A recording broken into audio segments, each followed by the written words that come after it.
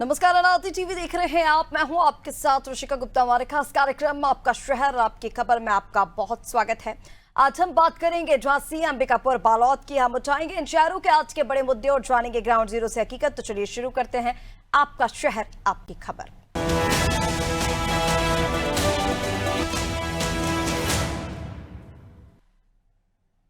चलिए सबसे पहले बात करेंगे झांसी की, जहां नदियों का जलस्तर बढ़ने से बाढ़ जैसे हालात हो गए हैं।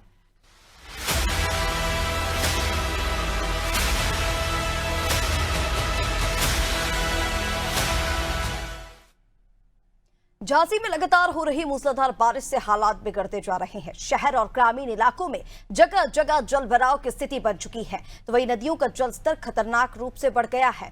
मऊरानीपुर नगर में होकर गुजरने वाली सुखनई नदी ने रौद्र रूप ले लिया है और उसका पानी अब पुराने मऊ झांसी मार्ग के रपटे पर और बड़े बाजार के पुराने पुल तक पहुंच चुका है। स्थिति की गंभीरता को देखते हुए पुलिस और तहसील प्रशासन ने पुल के दोनों ओर बैरिकेडिंग कर दी है, ताकि कोई भी जान जोखिम में डालकर उसे पार ना करे। प्रशासन ने अलर्ट जारी करते हुए नदी किनारे बसे गांव के लोगों से अपील की है कि वे सुरक्षित स्थानों पर चले जाएं और नदियों की ओर बिल्कुल ना जाएं। झांसी के लोग अब भारी बारिश और बाढ़ के दोहरे संकट से जूझ रहे हैं। स्थानीय लोगों का क्या कुछ कहना है वो भी आपको सुनवाएंगे, लेकिन उसके पहले ये तस्वीरें आप देखिए, जहां पर जलभराव से जनजीवन अस्त व्यस्त हो चुका है। पुलिस ने बैरिकेडिंग का खतरा, ये तस्वीरें आप देखिए, नदी नाले उफान पर हैं और इसको लेकर सतर्कता बरतने की अपील की गई है। लोगों से यह कहा गया है कि इस जगह से ना गुजरें। और चलिए इसी पर ज्यादा अपडेट के लिए हमारे साथ संवाददाता अमित जुड़ गए हैं। अमित, जानकारी दीजिए। तस्वीरें तो हम लगातार दिखा रहे हैं कि क्या स्थिति बारिश से यहाँ पर बन चुकी है। नदी नाले पूरी तरह से उफान पर हैं और यहाँ पर स्थिति बेकाबू होती हुई नजर आ रही है। ऐसे में फिलहाल वर्तमान में क्या स्थिति है वहां पर? सुरक्षा के लिहाज से क्या इंतजाम वहां पर प्रशासन की ओर से किए जा रहे हैं? जी, आपको बता दें कि मूसलाधार बारिश को लगातार हो रही है। 24 घंटे हो गए हैं और बारिश लगातार हो रही है, लेकिन यहीं झांसी के ग्रामीण क्षेत्र में मऊरानीपुर में सुखनई नदी है जो इस समय उफान पर है। और बात करें तो मऊरानीपुर क्षेत्र में प्रशासन ने वहां पर अलर्ट जारी कर दिया है। दोनों साइड बैरिकेडिंग लगा दी गई है। बैरिकेडिंग लगाने के बाद वहां पर माइकों से अनाउंस भी कर रहे हैं कि कोई भी नदी के आसपास और आपको बता दें कि लगातार बारिश के चलते वहां पर एक अंडर ब्रिज है, जहां पर पानी 10 से 15 फीट भर जाने के बाद उसमें क्षेत्रवासियों ने नाव चलाकर उसका विरोध प्रदर्शन किया है और प्रशासन की लापरवाही दर्शाई गई है कि प्रशासन मौन बना हुआ है। प्रशासन कोई भी इस पे कार्य नहीं कर रहा है। लगातार मूसलाधार बारिश झांसी में अभी भी जारी है।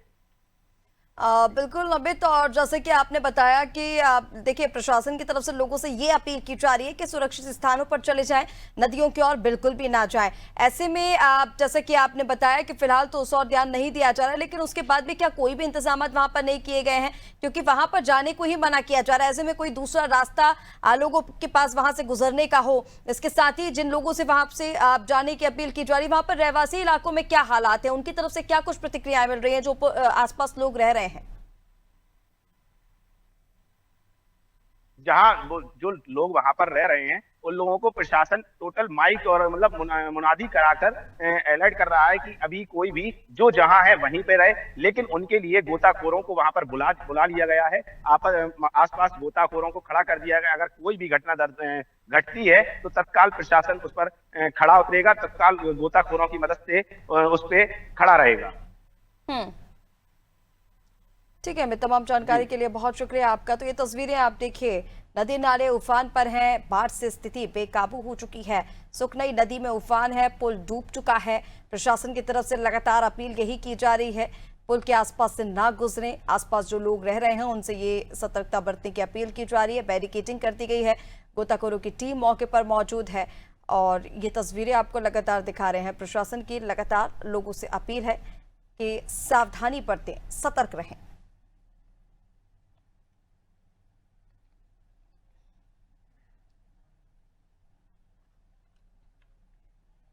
चलिए आगे बढ़ेंगे, अब बात करेंगे अंबिकापुर की, जहां सड़कों के खस्ताहाल होने से लोग परेशान हैं।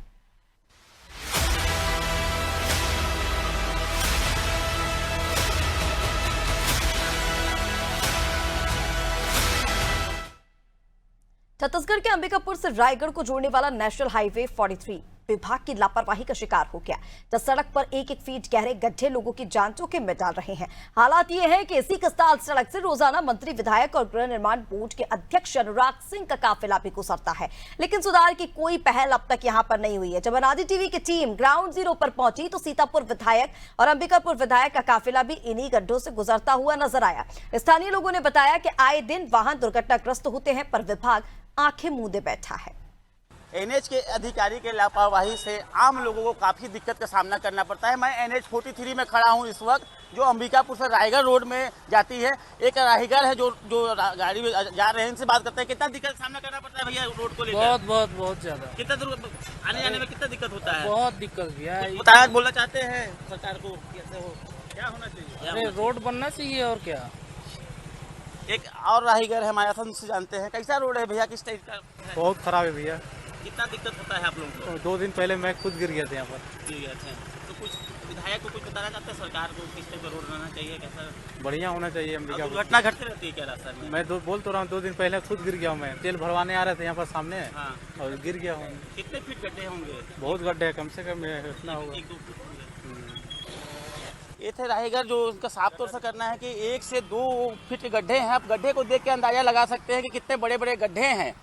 मैं बताना चाहूँगा, आए दिन भी यहाँ पर दुर्घटना घटती रहती है, जिसमें आप पिकअप जो देख सकते हैं, जो गाड़ी जा रही है, देखिए कितने गड्ढे में है। और हमेशा आए दिन यहाँ दुर्घटना घटती रहती है। ऐसा नहीं है कि एनएच के अधिकारी इस रोड में जाते नहीं, आते हैं। इस पर कलेक्टर, एसपी और हर अधिकारी इस रोड में जाते हैं, पर आज तक इसकी सूत्र लेने कोई नहीं आया, क्योंकि लग्जरी कार में घूमते हैं अधिकारी लोगों को, उनकी लग्जरी गाड़ी होती है, इसलिए उनको गड्ढे की पता ही नहीं चलती। पर आम लोग जो हैं यहाँ के, उनको काफ़ी दिक्कत का सामना करना पड़ता है। बहरहाल देखने वाली बात होगी क्या हमारे खबर चलने के बाद एनएच के जो अधिकारी होश में आते हैं और इस रोड को बनवाते हैं। मैं जावेद अख्तर, अनादि टीवी, सरगुजा। एनएच के अधिकारी के लापरवाही से। तो ये जो तस्वीरें आप देख रहे हैं, नेशनल हाईवे की ये तस्वीरें हैं। ये कोई आम सड़क या फिर ग्रामीण क्षेत्र की सड़क नहीं है। हाईवे समझ पाना मुश्किल है। ये नजर ही नहीं आ रहा है कि गड्ढों में सड़क है या सड़क में गड्ढे हैं, और ये साफ तौर पर बताया जा रहा है। जो रिपोर्ट अभी आपने देखी उसमें भी बताया जा रहा है कि रोजाना यहां से मंत्रियों के, विधायकों के काफिले तो गुजरते हैं, लेकिन इस सड़क की स्थिति जो उसकी तस बनी हुई है, यहाँ पर रोजाना कई हादसे हो जाते हैं। जिन लोगों को अभी आपको बातचीत सुना रहे थे, उनकी तरफ से भी यह कहा जा रहा है कि वो खुद कई बार दुर्घटना उनके साथ यहाँ पर हो चुकी है, कई बार बड़े हादसे हो जाते हैं, लेकिन उसके बाद भी स्थिति और हालात चस के तस बने हुए हैं।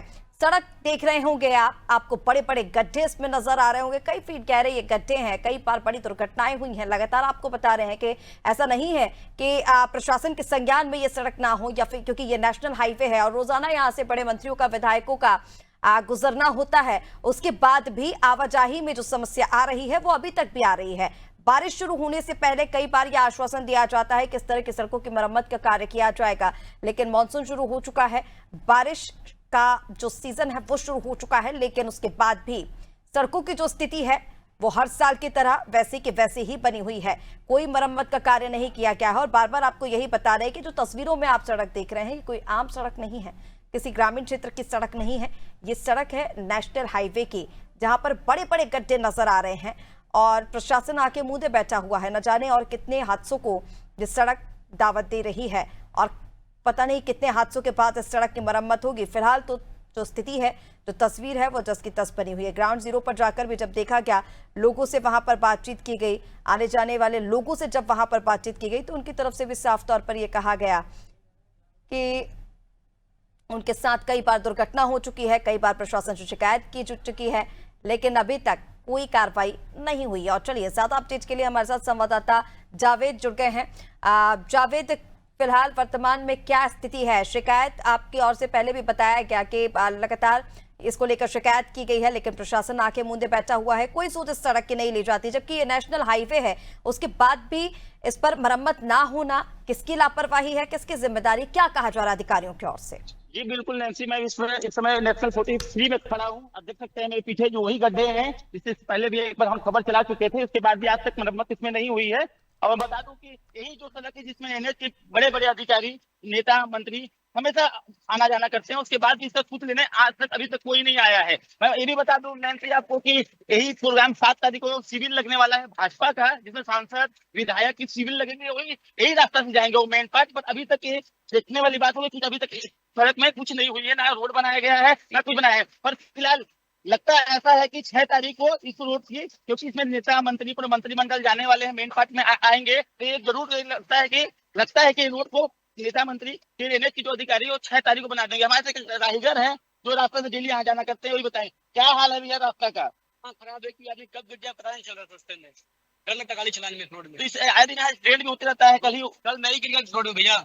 अच्छा 2-2 फीट के गड्ढे हैं इसमें, अभी क्या बोलने के बाद अभी नहीं हो रहा है, इसलिए हो रहा है कितना भी होना है बैंड फाट का, इसलिए हो रहा है। तो फीट की खराब है रोड की, 2-2 फीट गड्ढे हैं। आने में कितना दिक्कत होता है भैया आप लोगों को, आप हमेशा आना जाना करते हैं? चक्का पूरा घुस जा रहा है भैया, अच्छा बम्पर स्टडी आदमी गिर जा रही है, स्थिति खराब है रोड की। खेत है राहीगंज, जिनको आने जाने में बहुत दिक्कत होता है। ये एनएच की बात करें, हम नगर निगम की बात करें तो नगर निगम के जो क्षेत्र है वो भी पूरा बद से बदतर है, क्योंकि जब डीजल इंजन की सरकार बोला जाता है, भाजपा को केंद्र में भी भाजपा की सरकार है, राज्य में भाजपा की सरकार है, उसके निगम में भी भाजपा की सरकार है, जिसमें मंजूषा भगत है महापौर। और निगम की बात करें तो निगम की जो सड़क है और बहुत गंदे है और बहुत खराब है। हमारे पास राहीगर एक टेम्पो वाले हैं भैया। भैया क्या नाम है, क्या नाम है आपका, क्या रास्ता है, रास्ता कैसा है?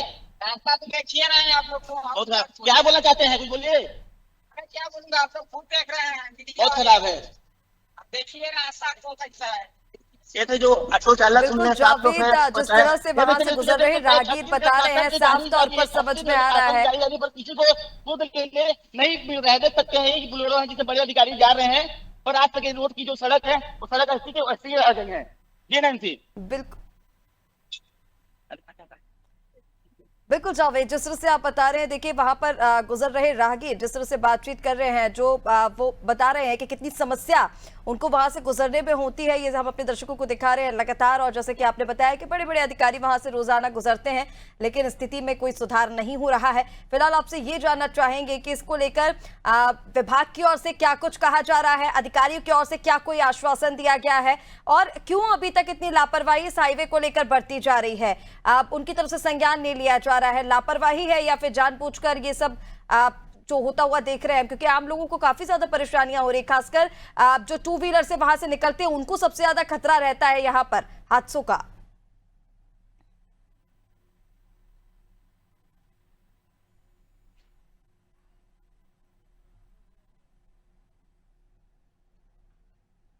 चलिए, शायद जावेद तक आवाज नहीं पहुंच पा रही है, कोई तकनीकी समस्या है। तो ये तस्वीरें आप देखिए, खस्ता हाल नेशनल हाईवे, गड्ढे में सड़क है या सड़क में गड्ढा, ये नजर नहीं आएगा आपको।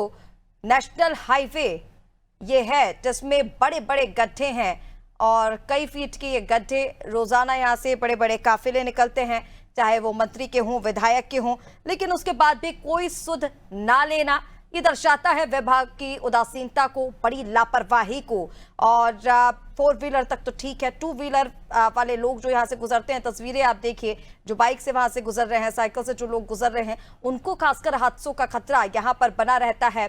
और ऐसे में अब विभाग के ऊपर कई बड़े आरोप लग रहे हैं, उनकी तरफ से कई बड़ी जो लापरवाही है वो देखी जा रही है।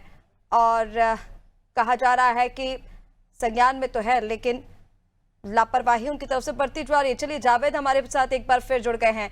जावेद, बात पूरी कीजिए और ये भी बताइए कि अधिकारियों से जब बातचीत हुई तो उनकी तरफ से क्या आश्वासन दिया जा रहा है, क्यों उनकी तरफ से इतनी लापरवाही इस नेशनल हाईवे को लेकर बढ़ती जा रही है?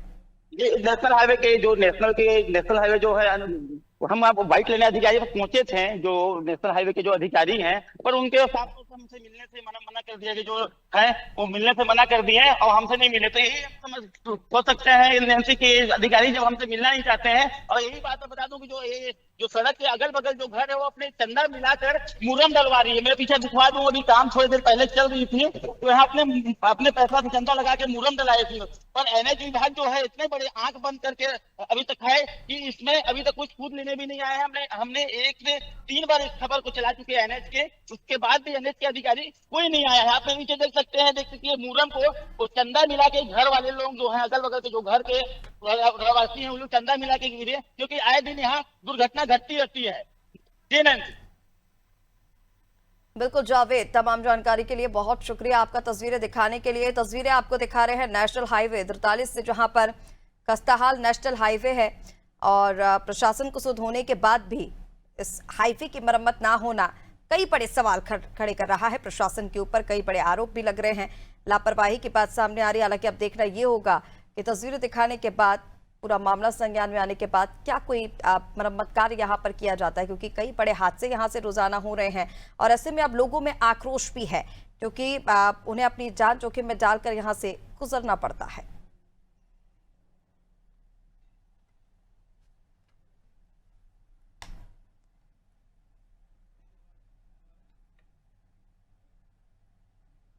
चलिए आगे बढ़ेंगे और बात करेंगे छत्तीसगढ़ के बालोद की, जहां प्राथमिक शाला की हालत बदहाल है।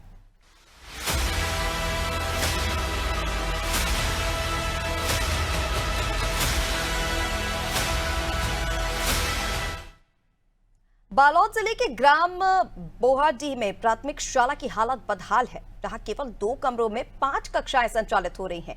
एक कमरा तो आधा कार्यालय के रूप में उपयोग हो रहा है।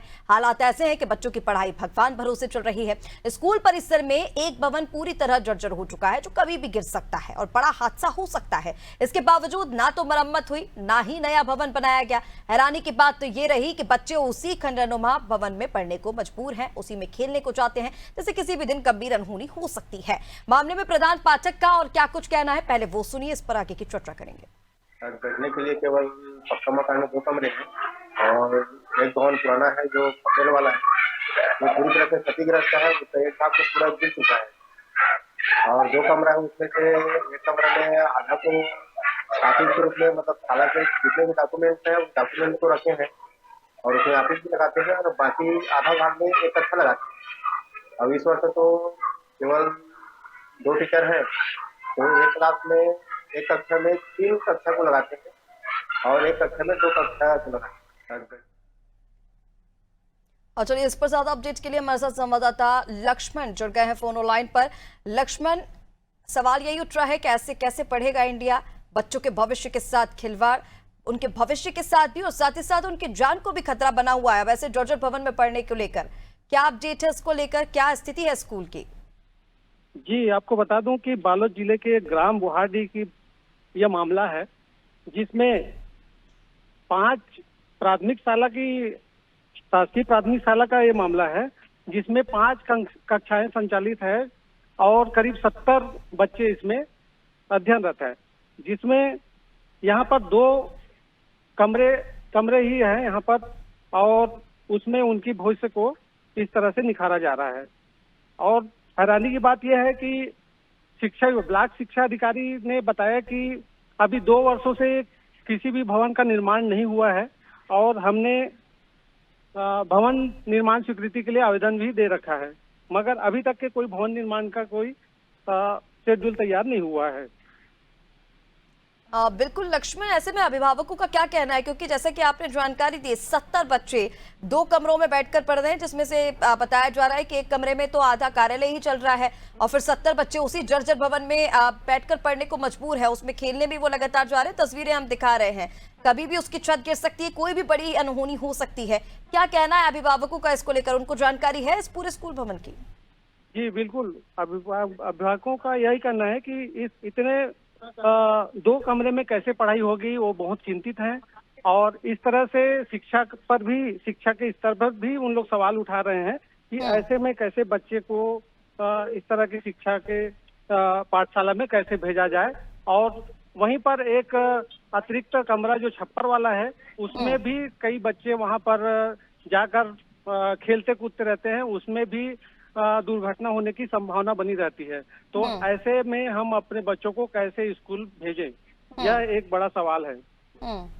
अभिभावकों में आक्रोश है, विभागीय अधिकारियों का क्या कुछ कहना है, उनकी तरफ से क्या प्रतिक्रियाएं मिल रही हैं जब इसको लेकर बातचीत की गई? तो वो अभी अधिकारी जो ललित चंद्राकर जी है, जो ब्लॉक शिक्षा अधिकारी हैं, उन्होंने बताया कि गुरु ब्लॉक के स्कूल भवन के लिए प्रपोजल तैयार 2 साल पहले ही कर चुके हैं, जो कि अभी तक स्कूल भवन निर्माण के लिए राशि नहीं मिला है, इसलिए स्कूल भवन का अभी निर्माण नहीं हो पा रहा है।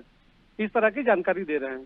जी बिल्कुल लक्ष्मण, देखिए लापरवाही तो बड़ी है क्योंकि जर्जर भवन में बच्चे पढ़ने भी जा रहे हैं, उसी में खेल रहे हैं। अगर कोई अनहोनी हो जाती है तो इसकी जिम्मेदारी कौन लेगा, ये भी बड़ा सवाल है। हालांकि इसको लेकर क्या पंचायत की ओर से, सरपंच की ओर से कोई वैकल्पिक व्यवस्था की गई है बच्चों के पढ़ने को लेकर? क्योंकि जैसा कि आपने जानकारी दी है कि 2 ही कमरे हैं, 70 बच्चे पढ़ रहे हैं, वो भी जर्जर हालात में है। हादसों को देखते हुए क्या कोई वैकल्पिक व्यवस्था वहां पर विभाग या फिर पंचायत की ओर से कुछ भी किया गया हो? जी नहीं, इसके लिए किसी जनप्रतिनिधि का कोई रुझान वहां पर नहीं है और पूरी तरह से इसमें शिक्षा विभाग ही जिम्मेदार है। जी, विभाग की लापरवाही यहाँ पर साफ तौर से सामने आ रही है और बच्चों का भविष्य यहाँ पर अदर में है, खतरे में लटका हुआ है, जान को भी खतरा है। और साथ ही साथ जर्जर भवन में जब 70 बच्चे पढ़ रहे हैं 2 कमरों में, तो इसका अंदाजा लगाया जा सकता है कि किस स्तर की पढ़ाई वहां पर हो रही होगी। फिलहाल तमाम जानकारी के लिए लक्ष्मण आपका बहुत शुक्रिया। तो ये तस्वीरें आप देखिए, जर्जर भवन 2 कमरों में 70 बच्चे पढ़ रहे हैं और उन कमरों की हालात भी बद से बदतर हो चुकी है। बालौद की ये तस्वीरें हैं जहां पर बच्चे पढ़ने को मजबूर हैं। 2 कमरों में 5 कक्षाएं लग रही हैं, 5 क्लासेस 2 कमरों में बच्चों को पढ़ाया जा रहा है, उन्हीं में बच्चे खेलते भी हैं। और ऐसे में शिक्षा विभाग की बड़ी लापरवाही, ये कहा जा रहा है कि 2 साल पहले ही इसको लेकर स्वीकृति मिल चुकी है, लेकिन अभी तक काम शुरू नहीं किया गया, जिसके बाद विभाग पर कई बड़े सवाल खड़े हो रहे हैं। तो झांसी, अंबिकापुर और बालौद तीनों ही जगह समस्याएं ऐसी हैं जिनका जल्द से जल्द समाधान होना चाहिए। झांसी और अंबिकापुर में जहां पर आपने देखा बारिश की वजह से किस तरह की बदहाल स्थिति है, एक तरफ नदी नाले उफान पर हैं तो दूसरी तरफ सड़कों की हालात बद से बदतर हो रही है। तो तीसरी तरफ आप बालौद की तस्वीरें आपने देखी, स्कूल भवन जर्जर स्थिति में है, बच्चे वहां पर पढ़ रहे हैं, खेल रहे हैं, अनहोनी भी हो सकती है, साथ ही साथ बच्चों के भविष्य के साथ खिलवाड़ किया जा रहा है। ऐसे में अब देखना होगा कि प्रशासन कब तक इस मामलों पर संज्ञान लेता है और कब तक कार्रवाई हो पाती है। फिलहाल के लिए खास कार्यक्रम आपका शहर आपकी खबर में इतना ही। बने रहिए अनादि टीवी के साथ। नमस्कार।